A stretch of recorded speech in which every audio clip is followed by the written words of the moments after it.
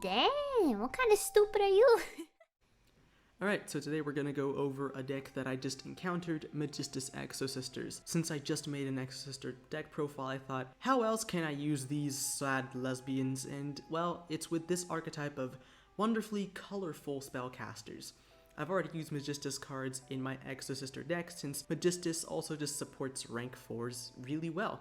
However, what's also really good about Magistus is that they run a floodgate! Woohoo! So without further ado, let's actually talk about the Magistus portion of the deck first, since that's what needs more of an introduction. So the Magistus monsters all have this one gimmick, where they can equip the extra deck monsters of the archetype to their monsters in the main deck, or, well, to monsters on the field, period. The reason you want to do this is because they all have effects while they're equipped to monsters. Let's take for example the Link monster, infamous for being used to link off Alistair to make Mechaba really easily, but actually having utility in this deck. While it's equipped as an equipped spell, it can search a Magistus monster from your deck. Not useful in anything, but Magistus itself, so that kind of helps you figure. And all the other extra deck monsters have similar effects of varying utility, things that are as simple as just letting you, gain 1,000 attack and defense, protect yourself from battle destruction, or lets you negate stuff. They're okay, but mainly you want to use the extra deck monsters to facilitate the floodgate in this archetype, the Calamity Zoroa. So the reason you want to play this is because, read it. Basically, for every type of extra deck monster in your spells and trap zones, your opponent cannot activate those effects, as long as this dude's on the field.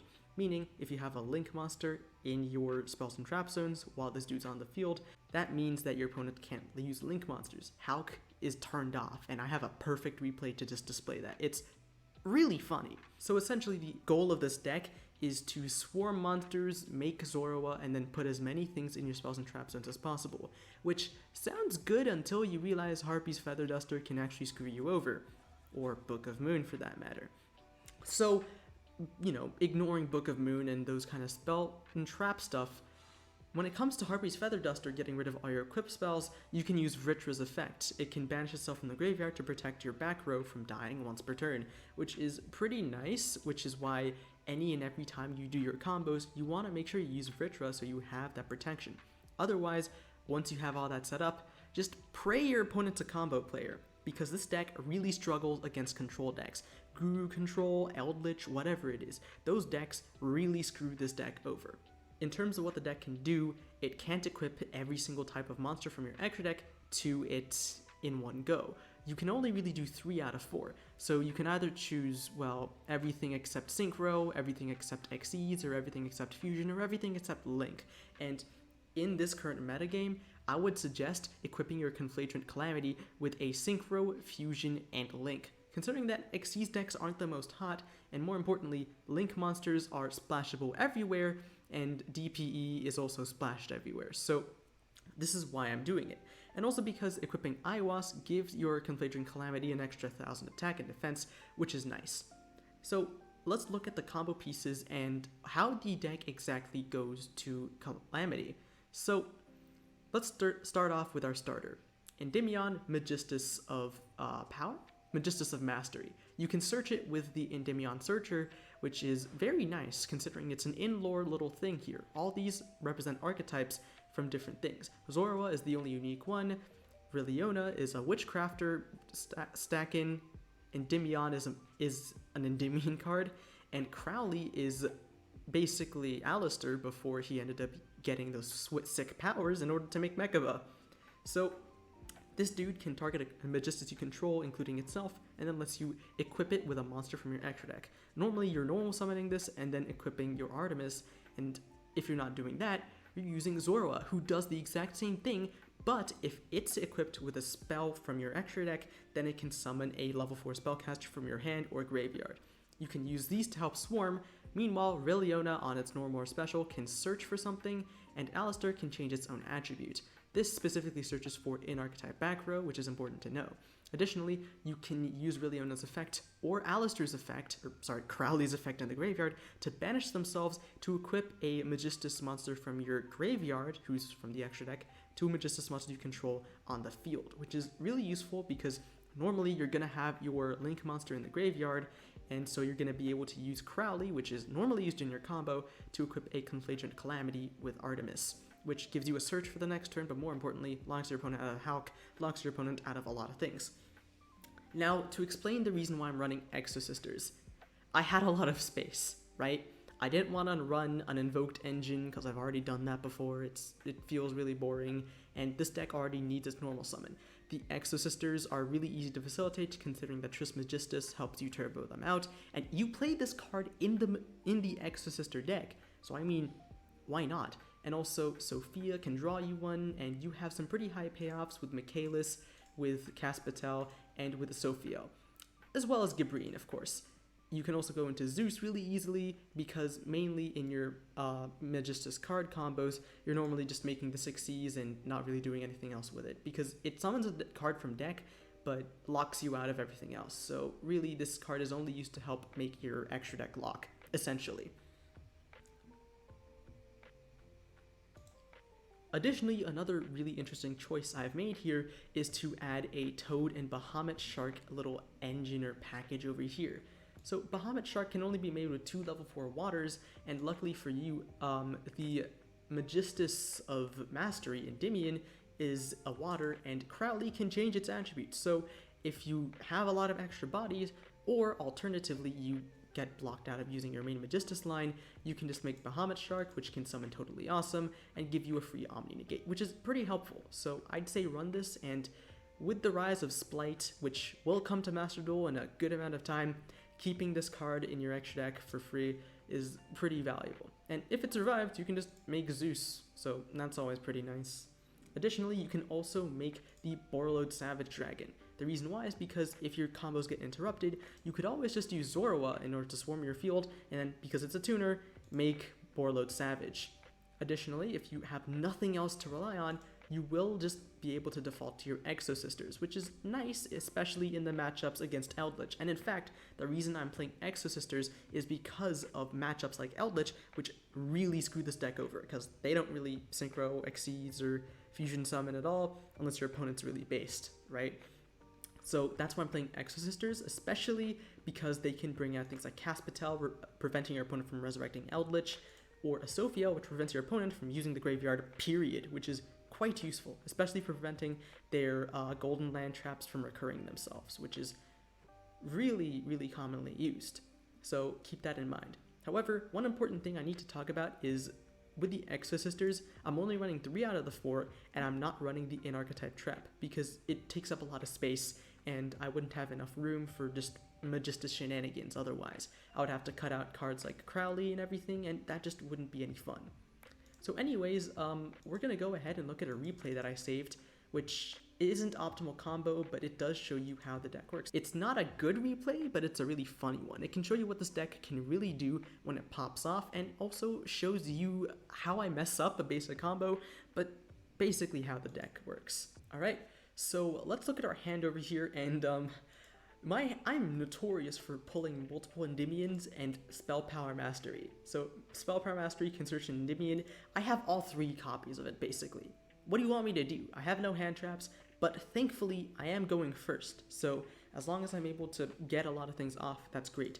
And we do have Retro with us, which can protect our back row, which is quite useful. So in this case, we're going to go and use our Endymion line as normal. So we're going to proceed to activate that. This is Ashbait. I'm using this as Ashbait. Whenever you open Endymion and Spell Power Mastery, you always activate Spell Power Mastery in order to bluff. Anyways, in this case I actually went for the Zoroa. Yeah, because we can swarm our field a lot more effectively. So we're going to target itself and add the Artemis, and then we're going to use the Endymion and summon it. Now, Endymion is negated, so I am really stupid in this replay, but we have to add Crowley mainly. off of Artemis, we always add Crowley. The reason why is because it can send a spellcaster from your hand, which we have two, to summon itself, and it can change its attribute if you want to make Totally Awesome with Endymion, but that's not what we're really focusing on right now. So, by the way, Endymion has a second effect where it can destroy a spell card that's face up that we control in order to mulligan, essentially. We tried to use this, but again, I'm really stupid. Its effects are negated. There you go. So then we use Crowley over there, we swarm the field further, and we're gonna make our Riliona.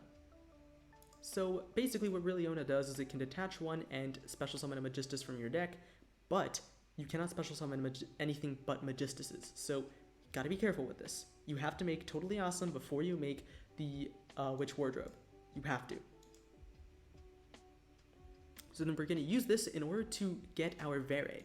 Now normally this is always Zorua. If we open with Endymion, we always normal summon it. We get Crowley, we discard a card to get Crowley on the field, we make this, and then we summon Zorua. But because we already started off with Zorua, we can actually just summon Riliona from the deck instead, which allows us to get more cards on the field. In this case, we're going to add Trismegistus. I already said this card is great in spellcaster decks in general. This card basically lets you special summon an additional level 4 spellcaster from your hand during the main phase, which is pretty useful. Its second effect also lets you summon Magistuses from your hand, but it really doesn't come up. So we're going to use Trismegistus and get the Endymion on the field. So Endymion is then going to use its effect to attach something to Riliona. The reason why we did this is, of course, I messed up here. I shouldn't have attached the Artemis. So in this case, you would want to attach an Xyz or a fusion monster. But because I didn't want to give the attack boost to Riliona, because I wanted to give that to Zorua, the extra deck monster, I gave it, for some reason, a Link monster? In hindsight, I should have just attached an Xyz monster. That would have had more utility, but whatever it is, I did it. So there's that, and then we'll synchro off with these two in order to make our Calamity. Nice animation, really love it. So then Calamity is then going to, normally, what you want to do is you want to summon this dude and you want to equip a synchro onto it. Specifically, you want to equip the Dragon Varam, specifically because if it's destroyed, you can destroy everything on the field, but that's only when it's synchro summoned, I believe. Yeah, but its second effect is that while it's an equipped card, the monster can't be destroyed by spell trap effects, which is great against things like Lightning Storm and all that, so your opponent's forced to use it on your back row. And if you de-equip monster battles, you can then destroy that its opponents before calculation, which is pretty useful against really big beat sticks. And because we did not equip the fusion to the Zorua by any way, shape, or form, we didn't equip Aiwas, we don't have an attack boost, so he's really liable to getting run over by like a vanilla Blue Eyes or something. So then we're going to use Vritra. Vritra is very useful. We're going to get the Crowley, and because we cannot summon anything but Magistuses, Crowley here is a little useless. So really, we're just going to make another Xyz summon, which is marginally useless. We can use its effect to recur something from our graveyard. We're going to get Zorua, since Zorua is incredible for follow-up play on turn 3, and we'll end the turn. So we could have easily gotten an extra card, ideally an Aiwas, onto our Conflagrant Calamity, but our opponent is locked out of Synchros and out of Xyz's. And out of Links, and look at the replay. It's really funny what this dude does. So of course, 1-for-1, whatever, sends Dotscaper, which at this point my anxiety disappeared. This dude's playing a Link deck, and more importantly, summoned Psyreflector. You're playing Links and Synchros? Holy shit, I negate that! My Floodgate works! Let's go! So, you know, that's how it is. So of course, we let these effects go off because we can't do anything. We have our Floodgate on though, which is very good. So this dude uses Rota, which confused me a little bit, but then searched for Junk Synchron, which made me even happier. So there's this dude using Destrudo. We're sure this dude just goes into Synchros and makes a level 7. No, makes Hawk. Really funny, nice card, gets negated. Yeah, I love it when my opponents don't read. That's one of the biggest joys of playing Yu-Gi-Oh! Your opponent just walks right into a Floodgate. It's fucking hilarious. It's as unlikely as an opponent, as a person just stepping on a rake and getting smacked, but when it happens, you just want to laugh your ass off. So of course, This dude will attempt to use effects but cannot activate them, and Excel Synchron doesn't work either. Links these two off for Rorodon. Rorodon doesn't work either. Ends turn. On my draw phase, surrenders. Yeah. So that's Magistus Exosister. We didn't use any of the Exosisters in this replay, but just keep in mind they're there to just help us put spellcasters on the field so we can make our Liliona, the Xyz monster, really easily. They're there just to help us make rank 4s and maybe even make Exosister monsters on occasion, but that's not happening often. Anyways though, that's pretty much it. See you guys next time. Hopefully you guys can like, subscribe, and if you thought this deck was really cool, share it to other people who might enjoy this because, well, I certainly did.